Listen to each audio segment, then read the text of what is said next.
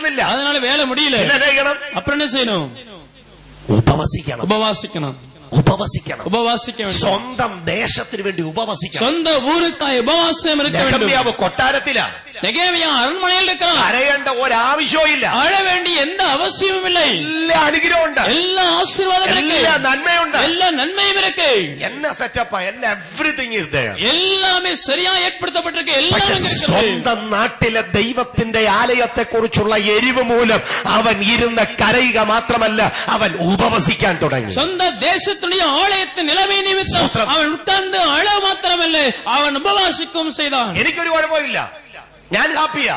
எனக்கு ഒരു பிரச்சனை എന്ന് പറഞ്ഞ് താൻ മാറിയിരുന്നില്ല.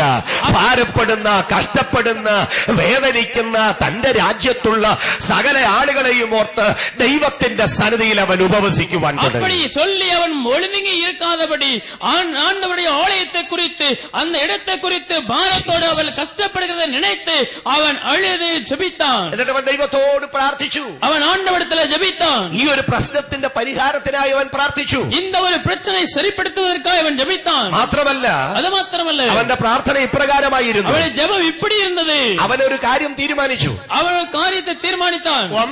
ஒன்று, ഈ കൊട്ടാരത്തിൽ നിന്ന് എനിക്കൊരു ലീവ് കിട്ടണം. இந்த அரண்மனையில் எனக்கு ஒரு விடுமுறை வேண்டும். എനിക്ക് അന്നിട്ട് എന്റെ നാട്ടിൽ പോകണം. அன்றைக்கு நான் வீட்டுக்கு போக வேண்டும். ഇടിഞ്ഞു കിടക്കുന്ന ഈ പട്ടണം മൊത്തം എനിക്ക് കാണണം. அங்க இருக்கிற இடிந்து கிடக்கிற அந்த பட்டணத்தை முழுவதும் நான் பார்க்க வேண்டும். എനിക്ക് എന്ത് ചെയ്യാൻ പറ്റും? என்னால என்ன செய்ய முடியும்? പട്ടണത്തിന്റെ മതിലുകൾ എനിക്ക് തന്നെ നേതൃത്വം കൊടുത്ത് പുതുക്കി പണിയണം. அந்த பட்டணத்தின் மதில்களை நானே தலைவனாய் இருந்து அதை புதுப்பித்து கட்ட வேண்டும். ഇതെല്ലാം നടക്കണമെങ്കിൽ, இதெல்லாம் நடக்க வேண்டுமானால் ആ രാജ്യത്തിലെ കൊട്ടാരത്തിലെ രാജാവിന് അവനോട് സഹതാപം തോന്നണം. அந்த தேசத்திலே ராஜாவுக்கு இவனோடு இரக்கம் தோன்ற வேண்டும். അതിനുവേണ്ടിയാണ് ഇവൻ പ്രാർത്ഥിക്കുന്നത്. அதற்காக அவன் ஜெபித்தான். ஆண்டவரே, ഇടിഞ്ഞു കിടക്കുന്ന മതിലുകൾ പുതുക്കി പണിയാൻ എന്റെ രാജ്യത്ത് പോകേണ്ടത് ആവശ്യമാണ്. இடிந்து கிடக்கிற மதில்களை புதுப்பித்து கட்டுவதற்கு என் தேசத்தில் நான் போக வேண்டியது அவசியமாயிருக்கிறது. അതുകൊണ്ട് അർത്ഥകശിഷ്ട മഹാരാജാവിന് എന്നോട് കരുണ തോന്നുവാനിടയാകണമേ.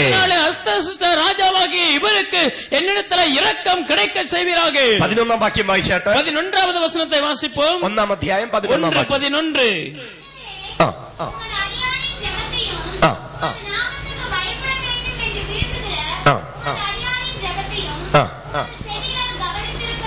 അടുത്തത്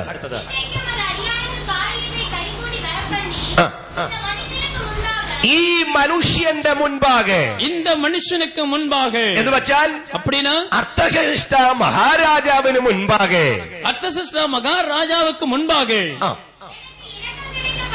എനിക്ക് ദയ ലഭിക്കണമേ, எனக்கு இரக்கம் கிடைக்க பண்ணியருளும். ഹല്ലേലൂയ. ഹല്ലേലൂയ. താൻ ദൈവത്തോട് പ്രാർത്ഥിക്കുകയാണ്. അവൻ ദൈവത്തിലെ ജപിത്താൻ. ഇന്ന് അടിയന് നീ കാര്യം സാധിപ്പിച്ച് ഇന്നേക്ക് അടിയനുക്ക് இந்த காரியத்தை கைகூட வர பண்ணி ആ മനുഷ്യനായ മഹാരാജാവിന് എന്നോട് കരുണ തോന്നുവാനിടയാകണമേ. இந்த മനിതനാകിയ മഹാരാജാവുക്ക് എന്മേൽ இரக்கம் கிடைக்க பண்ணியருளுം. താൻ ഉപവസിച്ച് ദൈവസന്നിധിയിൽ പ്രാർത്ഥിച്ചു. അവൻ ഉപവാസിத்து தேவ சமூகத்தில் ஜெபித்தான். തന്റെ ഉപവാസമൊക്കെ കഴിഞ്ഞിട്ട് അവൻ ഉപവാസം முடிந்து താൻ എഴുന്നേറ്റു. അവൻ எழுந்திருந்து പിറ്റേ ദിവസം അടുത്ത നാൾ, അടുത്ത 2-ാം അധ്യായത്തിൽ കൊടുത്തിട്ടുണ്ട്, 2ാം അധികാരത്തിൽ എഴുതപ്പെട്ടിരിക്കുന്നത്, താൻ മഹാരാജ സന്നിധിയില് രാജാവിന് പാനം ഒഴിച്ചു കൊടുക്കുന്ന സമയത്ത് രാജാവുடைய സമൂഹത്തിലെ രാജാവുക്ക് திராட்சரசம் பரிமாறுகிற அந்த நேரத்தில் രാജാവ് അവനെ വാച്ച് ചെയ്യുവാനിടയായി. രാജാവ് അവനെ ഗവനിத்து பார்த்தார். ഞാൻ പറഞ്ഞല്ലോ, അർത്ഥകശിഷ്ട രാജാവിന് ഇവനോട് ഭയങ്കര സ്നേഹമാണ്. நான் சொன்னேன், அர்த்தசிஷ்ட ராஜாவுக்கு இவன் மேல் அதிகமான அன்பு. Even he was A slave, அவன் ஒரு அடிமையா இருந்தாலும் രാജാവിന് ഇവനോട് ഭയങ്കര ഇഷ്ടമായിരുന്നു. ராஜா அவனை அதிகமாக நேசித்தான். ഹല്ലേലൂയ. ഹല്ലേലൂയ. അതുകൊണ്ട്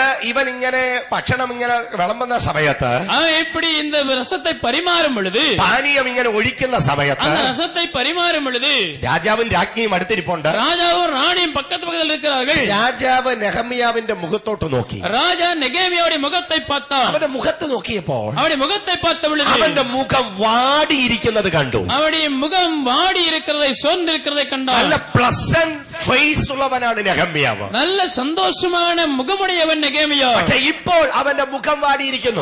இப்பொழுது அவனுடைய முகம் வாடி இருக்கிறது. ഇന്നുവരെ അങ്ങനെ രാജാവ് അവനെ കണ്ടിട്ടില്ല. இதுவரைக்கு ராஜா அவனை இப்படி பார்க்கவில்லை. അതുകൊണ്ട് രാജാവ് അവനോട് ചോദിച്ചു, ராஜா அவனிடத்தில் கேட்டார், ഓ നെഹമ്യാ, what happened to you? நெகேமியா, உனக்கு என்ன நடந்தது? നീ എന്താ ഇങ്ങനെ ദുഃഖിച്ചിരിക്കുന്നത്? ஏன் இப்படி துக்கமாயிருக்கிறாய்? നിന്റെ മുഖം എന്താ വാടിയിരിക്കുന്നത്? முகம் ஏன் துக்கமுகமாயிருக்கிறது?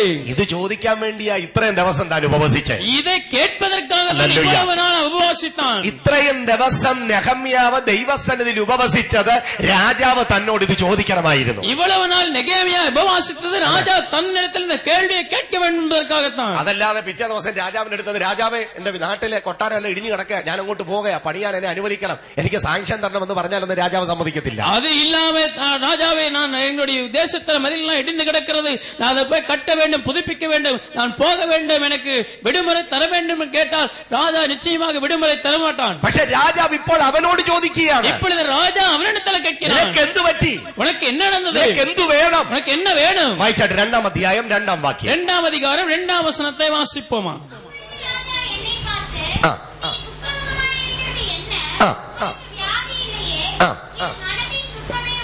ഇത് മനോദുഃഖമല്ലാതെ മറ്റൊന്നുമല്ല. ഇത് മനതിൻ ദുഃഖമേ ഒഴിയ വേറൊന്നുമല്ല. Hallelujah, hallelujah. ഇത് മനോദുഃഖമാണ്. ഇത് മനതിൻ ദുഃഖം. അതുകൊണ്ട് നീ പറ, അതിനാൽ നീ சொல், എന്ത് പറ്റിയെന്ന് പറ, என்ன நடந்தது சொல். ഉടനെ അവൻ രാജാവിനോട് തന്റെ കാര്യങ്ങളെല്ലാം പറഞ്ഞു. ഉടനെ അവൻ രാജാവിനടുത്ത് തന്റെ വിഷയങ്ങളെല്ലാം അവൻ சொல்ல ആരംഭിച്ചു. രാജാവേ, നീ ദീർഘായുസ്സായിട്ടിരിക്കട്ടെ. രാജാവേ, നീ പൂർണ്ണ ആയുസ്സോടിരിപ്പീരാക. എന്റെ പിതാക്കന്മാരുടെ കല്ലറകളുള്ള പട്ടണമായ യെരുശലേമിന്റെ മതിലുകൾ ഇടിഞ്ഞു കിടക്കപ്പെടുന്നു. എൻ പിതാക്കളിൻ കല്ലലിക്കും സ്ഥലമാകിയ നഗരം പാഴാണതായി കിടക്കുന്നത്. വാതിലുകൾ തീ കൊണ്ട് വെന്ത് കിടക്കപ്പെടുന്നു. വാസലുകൾ അഗ്നിയാൽ സുട്ടരിക്കപ്പെട്ടത്. ഉടനെ രാജാവ് ചോദിച്ചു. ராஜா கேட்ட உடனே അതുകൊണ്ട് ഞാൻ എന്നാ ചെയ്യണം, நான் என்ன செய்யணும், അതിനുവേണ്ടിയാ തന്നെ ഉപവസിച്ച്. அதற்காக உபவாசித்தான். രാജാവ് ഇങ്ങോട്ട് ചോദിക്കുക, ராஜா இவனிடத்துல கேட்கிறான், ഞാൻ നിനക്ക് എന്ത് ചെയ്യണം, நான் உனக்கு என்ன செய்ய வேண்டும் என்று இருக்கிறான். കിട്ടിയ അവസരമാണ്, இது கிடைத்த நல்ல தருணம். അവൻ പറയുകയാണ്, അവൻ சொல்லுகிறான், രാജാവിന് തിരുവുള്ളമുണ്ടായി അടിയന്റെ പട്ടണത്തിലേക്ക് അടിയനെ അയക്കണം, ഞാൻ പോയി പതിലുകൾ പണിയേണ്ടതിന്. ராஜாவுக்கு சித்தமாயிருந்த அடியேனுக்கும் சமூகத்தில் தயை கிடைத்ததனால் என் பிதாக்களின் கல்லறைகளுக்கும் பட்டணத்தை கட்டும்படி யூதா தேசத்துக்கு அனுப்ப வேண்டிக் கொள்ளுகிறேன் என்று. 5-6 വാക്യം നോക്കി കേട്ട് 6 വചനത്തെ பார்ப்போம், வாசிப்போம். കണ്ടോ കണ്ടോ കണ്ടോ, അത് വളരെ പ്രധാനമായിട്ട് അവിടെ എഴുതിയിരിക്കുന്നത്. അത് മുഖ്യമായി എഴുതപ്പെട്ടിരിക്കുന്നത്. രാജ്ഞിയും അടുത്തിരിപ്പുണ്ടായിരുന്നു, രാജസ്ത്രീയും പക്കത്തിൽ ഉட்கார்ந்திരുന്നു. രണ്ടുപേരും ഐക്യതയോടെ ഒരു തീരുമാനം പറഞ്ഞു, നീ പൊക്കോ, നിന്റെ ലീവ് ഞങ്ങൾ സാങ്ഷൻ ചെയ്തിരിക്കുന്നു, നിന്റെ ആവശ്യം ഞങ്ങൾ പരിഗണിച്ചിരിക്കുന്നു, നിനക്ക് കടന്നു പോകാമെന്ന്. അവൾ ഇരുവരും ഒരുമിച്ച് ഒരു തീരുമാനം എടുത്താர்கள். உன்னுடைய விடுமுறையை நாங்கள் அனுமதித்திருக்கிறோம், லீவ் உனக்கு சாங்ஷன் பண்ணியிருக்கிறோம், நீ போய் செய்ய வேண்டிய தேசத்தில் செய் என்று சொன்னார்கள். ഇനി ശ്രദ്ധിക്കണമേ, கவனியுங்கள். ഇപ്പോൾ നിൽക്കുന്ന ഈ ശൂഷൻ പട്ടണമുള്ള ബാബിലോണിയ രാജ്യം, இப்பொழுது இருக்கிற சூசான் நகரம் இருக்கிற இந்த பாபிலோன் தேசம், അതിന്റെ നെയ്ബറിംഗ് കൺട്രി അല്ല ഇസ്രായേൽ, அதனுடைய பக்கத்து நாடல்ல இஸ்ரவேல் தேசம், ദൂരെയുള്ള സ്ഥലമാണ് ഇസ്രായേൽ. அது தூர தேசமாயிருந்தது. ഈ ബാബിലോണിൽ നിന്ന്, இந்த பாபிலோனில் இருந்து ഒത്തിരി നാടുകളെ ക്രോസ് ചെയ്ത് വേണം നെഹമ്യാവിന് അങ്ങ് ഇസ്രായേലിലേക്ക് കടന്നു പോകാൻ. அநேக தேசங்களை கடந்துதான் இஸ்ரவேலுக்கு போய் சேர முடியும். അതുകൊണ്ട് രാജാവ് എന്നാ ചെയ്തെന്ന് ராஜா என்ன செய்தான் தெரியுமா? നെഹമ്യാവ് ചോദിക്കാതെ நெகேமியா கேட்காமலே ഒരു റെക്കമെൻഡേഷൻ ലെറ്റർ അവന്റെ കയ്യിൽ എഴുതി കൊടുത്തു. ஒரு பரிந்துரை கடிதத்தை ரெக்கமெண்டேஷன் லெட்டர் எழுதி கொடுத்தான். അർത്ഥകശിഷ്ട രാജാവിന്റെ കയ്യൊപ്പും അതിനകത്ത് പതിച്ചു. அர்த்தசஷ்டா ராஜாவுடைய கையொப்பும் கையெழுத்தும் அதில் வைத்தான். എന്തുവാ ലെറ്ററില്? அதில் என்ன எழுதியிருந்தது? പാസ് ചെയ്യുന്ന ഓരോ രാജ്യത്തിന്റെ രാജാവിനെ കാണിക്കാനായി ലെറ്റർ. இவன் கடந்து போகிற ஒவ்வொரு தேசத்துடைய ராஜாவுக்கும் காண்பிப்பதற்கு இந்த கடிதம் இருந்தது. എന്തോ ഇതിൽ എഴുതിയിരിക്കുന്നത്? என்ன எழுதியிருக்கிறது? നിങ്ങളുടെ വഴിയിലൂടെ ക്രോസ് ചെയ്യുന്ന ഈ ആള് എന്റെ ആളാണ്. ഇത് உங்களுடைய தேசத்தினுடைய கடந்து போகிற இவர் என்னுடைய ஆள். ഞാൻ പെർമിഷൻ കൊടുത്തയക്കുന്ന എന്റെ കൊട്ടാരത്തിലെ വ്യക്തിയായി കക്ഷി. நான் அனுமதி கொடுத்து அனுப்புகிறவர் தான் என்னுடைய அரண்மனையின் வேலைக்காரன் இவனாயிருக்கிறார். അതുകൊണ്ട് ഇവൻ പോകാൻ നിങ്ങൾ അനുവദിക്കണം. ஆகவே இவர் போவதற்கு நீங்கள் அனுமதிக்க வேண்டும். അവൻ എന്തെങ്കിലും ആവശ്യമുണ്ടെങ്കിൽ നിങ്ങൾ അത് ചെയ്തു കൊടുക്കണം. அது മാത്രമല്ല அவனுக்கு என்ன அவசியமா இருக்கிறதோ அதையும் அவனுக்கு நீங்கள் செய்ய வேண்டும். എന്റെ ദൈവം എത്ര വലിയവനായ ദൈവമാണ്. என் ஆண்டவர் எவ்வளவு பெரியவராயிருக்கிறார். ദൈവം നിനക്ക് അനുകൂലമാണെങ്കിൽ ஆண்டவர் உன்னுடைய சார்பாய் இருப்பார். ദേശത്തിലെ അധികാരികൾ നിന്റെ കൂടെയായിരിക്കും. உன்னோடு இருப்பார்கள். ദേശത്തിലെ നിയമം നിനക്ക് അനുകൂലമാകും. தேசத்துடைய சட்டம் உனக்கு ஆசீர்வாதமாய் அனுகூலமாய் இருக்கும். ദൈവം നിനക്ക് അനുകൂലമെങ്കിൽ ஆண்டவருடைய சார்பாய் இருப்பாரானால் ദേശത്തിലെ നിയമങ്ങൾ കർത്താവ് നിനക്ക് വേണ്ടി എഴുതും. தேசத்துடைய சட்டங்களை சட்ட திட்டங்களை ஆண்டவர் உனக்காய் எழுதுவார். സന്തോഷം. எத்தனை பேர் சந்தோஷமா இருக்கீங்க? അതാ ഇവിടെ സംഭവിച്ചത്. அதான் இங்க நடந்தது. അതുകൊണ്ട് നെഹമ്യാവ് പറയുന്ന ഒരു വാക്യമുണ്ട്, 8-ാം വാക്യത്തിന്റെ ലാസ്റ്റ്. 8-ാം വചനത്തിന്റെ കடைசி பதில் நெகேமியா சொல்லுகிறான். ലാസ്റ്റ് 8 കடைசி. നോ ലാസ്റ്റ്, അത് കഴിഞ്ഞ്. യെസ്. ആമേൻ. ഒന്നുകൂടെ വായിച്ചേ, കറക്റ്റ് ആണ്. അതാ വാസിங்க. സ്തോത്രം. ഹല്ലേലൂയ. ഹല്ലേലൂയ. രാജാവ് അതെനിക്ക് തന്നു. ராஜா எனக்கு அதை கட்டளையிட்டார். എന്തുകൊണ്ടാ? எதனால? എന്റെ ദൈവമായ യഹോവയുടെ കൈ എനിക്ക് അനുകൂലമായിരുന്നത് കൊണ്ട്. தேவனுடைய தயவுள்ள கரம் என் பட்சத்தில் இருந்தபடியால். Gracious hand of God. தேவனுடைய கிருபையின் கரங்கள்.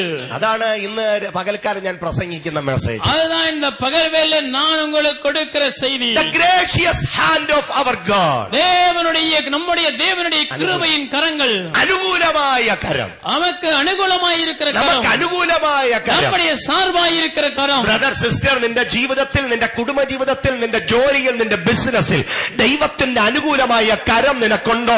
നീ അത്ഭുതങ്ങൾ ഈ ദിവസങ്ങളിൽ കാണുവാൻ പോകുന്നു. സഹോദരനെ உன்னுடைய தனிப்பட்ட வாழ்க்கையில, குடும்ப வாழ்க்கையில, வேலையில, வியாபாரத்திலே தேவனுடைய ஆசீர்வாதமான கரம் உன் சார்பாய் இருக்கிறதா? இந்த நாட்களில் நீ அற்புதங்களை காண்பாய். ബാക്കി ഒന്ന് ശ്രദ്ധിച്ചേ. அந்த வசனத்தை பாருங்கள். അർത്ഥകശിഷ്ട രാജാവിന്റെ കൈ എനിക്ക് അനുകൂലമായിരുന്നത് കൊണ്ടെന്നല്ല. அர்த்தசஷ்டா ராஜாவுடைய கரங்கள் எனக்கு അനുകൂലമായി இருந்தபடியால் அல்ல. പിന്നെ எப்படி எழுதியிருக்கிறது? ദൈവമായ യഹോവയുടെ കൈ എനിക്ക് അനുകൂലമായിരുന്നത് കൊണ്ട്. என் தேவனாகிய கர்த்தருடைய கரம் என் மேல் இருந்தபடியால். ദൈവത്തിന്റെ കൈ നിനക്ക് അനുകൂലമാണോ? ஆண்டவருடைய கரம் உன் சார்பாய் இருக்கிறதோ? നിനക്ക് സപ്പോർട്ടീവായി ദൈവത്തിന്റെ ഹാൻഡ് ഉണ്ടോ? உனக்கு உதவி செய்ய தேவனுடைய கரம் இருக்கிறதோ? ലോകത്തിലെ സകല അധികാരികളും നിന്റെ കൂടായിരിക്കും. உலகத்தின் சகல அதிகாரிகளும் முன் கூட இருப்பார்கள். വിശ്വസിക്കുന്നവർ കരമുയർത്തി ഹല്ലേലൂയ പറഞ്ഞാട്ടെ. கரமுயர்த்தி ஹல்லேலூயா சொல்லுவோம். ഉച്ചത്തിൽ പറഞ്ഞാട്ടെ. சத்தமாய் சொல்லுவோமா? Hallelujah, hallelujah. അപ്പോൾ ഇവന് പെർമിഷൻ കിട്ടി. அவனுக்கு ഇപ്പോൾ അനുമതി கிடைத்தது. നെഹമ്യാവ് യാത്ര ചെയ്ത് കടന്നു പോകുകയാണ്. നെഹമ്യാ പ്രയാണപ്പെട്ടു പോകുகிறான். വർഷങ്ങൾക്ക് ശേഷം, வருடங்களுக்கு பிறகு സ്വന്തം നാട്ടിൽ ചെല്ലുകയാണ്. சொந்த ஊருக்கு പോകുகிறான். കൊച്ചു കുട്ടിയായിരുന്നപ്പോഴാ നെഹമ്യാവ് അടിമയായിട്ട് അങ്ങോട്ട് പോയത്. ஒரு சின்ன பையனாயிருந்த பொழுது அவன் அடிமையாய் വളർന്നു. இப்பொழுது வளர்ந்தான். നല്ല ഒരു യൗവനക്കാരനായി, നല്ലൊരു വാലിബനായിട്ടാൻ. വർഷങ്ങൾക്ക് ശേഷം തന്റെ നാട് കാണാൻ ചെല്ലുക. வருடங்களுக்கு பிறகு தன் ஊரை பார்க்க போகிறான். ദൂരേന്ന് താൻ കാണുന്നത്, தூரமாயிருந்த அவன் கண்டது, മതിലുകൾ ഇടിഞ്ഞു കിടക്കുന്നു. மதில்கள் இடிக்கப்பட்டிருக்கிறது. ആരാധന ഉയരേണ്ടുന്ന പട്ടണം ഇടിയപ്പെട്ട് കിടക്കുന്നു. ஆராதனை உயர்ந்திருக்க வேண்டிய பட்டணம் இடிக்கப்பட்டிருக்கிறது. ദൈവത്തിന്റെ സാന്നിധ്യം വെളിപ്പെടേണ്ടുന്ന നഗരം ഇടിക്കപ്പെട്ട് കിടക്കുന്നു. தேவ பிரசன்னம் இருக்க வேண்டிய நகரம் இடிக்கப்பட்டதா இருக்கிறது. എല്ലാം തകർന്നു കിടക്കുന്നു. எல்லாம் உடைந்திருக்கிறது. വളരെ വേദനയുണ്ടായി. வேதனை அதிகமாயிற்று.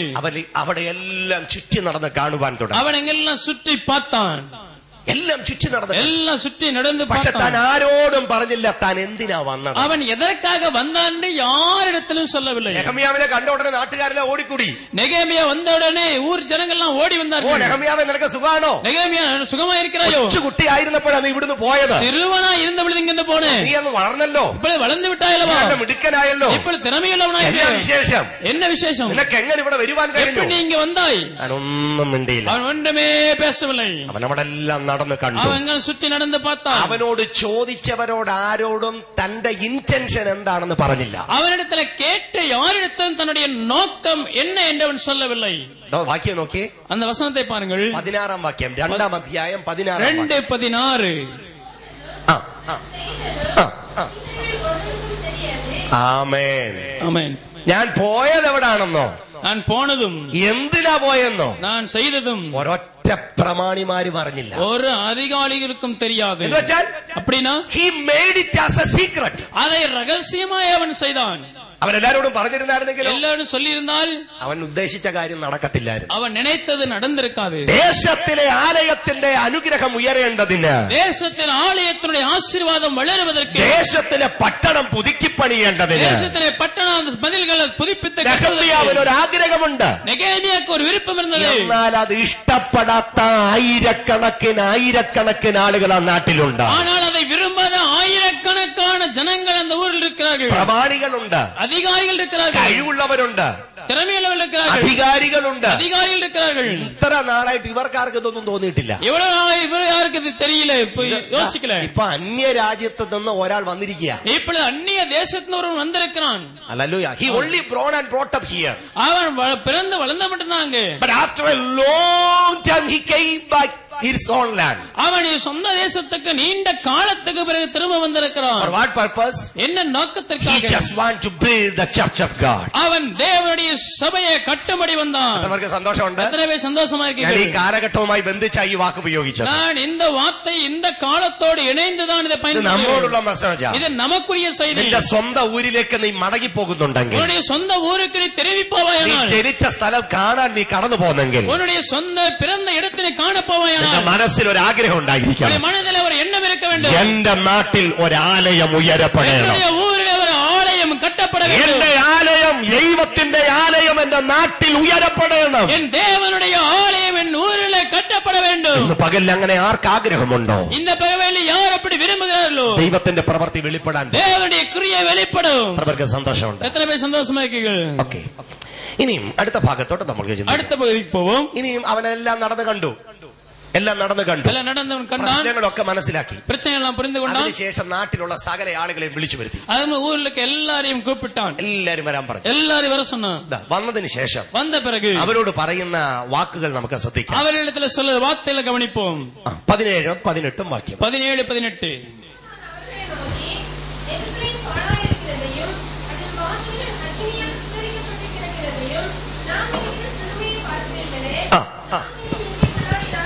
നാം ഇനി നിന്ദാപാത്രമായി ഇരിക്കാതെ വണ്ണം நாம் இனி நிந்தைக்குள்ளாய் இராதபடிக்கு യെരൂശലേമിന്റെ മതിൽ പണിയുക. எருசலேமின் அலங்கத்தை கட்டுவோம் வாருங்கள். ഇനി അടുത്തത്. യെസ്,